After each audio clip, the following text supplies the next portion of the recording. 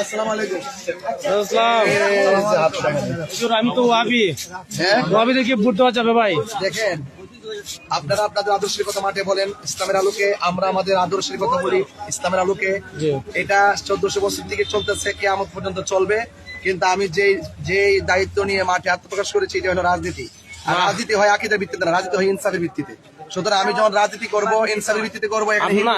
আপনি তো দলিল দিয়ে কথা বলছেন না, যারা ওয়াবি খেসে করা যাবে না। এটা আমার কথা না, এটা দলিল।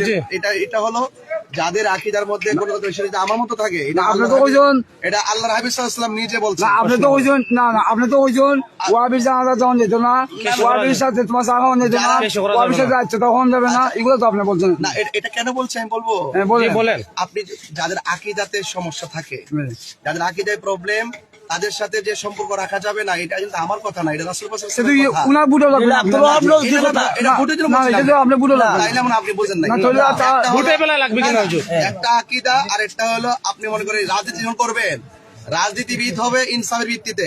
এখানে হিন্দু থাকবে, খ্রিস্টান থাকবে, এবং আমার মতো দর্শনের পক্ষে থাকবে, বিপক্ষে থাকবে। আমি যখন রাজনীতি করব, তখন আমাকে ইনসাফের ভিত্তিতে ধর্ম, বর্ণ, দল, মত নির্বিশেষে সবাইকে নিরাপত্তা দেওয়া হলো প্রতিনিধির দায়িত্ব। এই জন্য রাজনীতির ভাষার সাথে আকীদার কোনো বিষয়। আপনি নির্বাচিত হইলে ওয়াহাবিরা আলাদা করে দিবেন।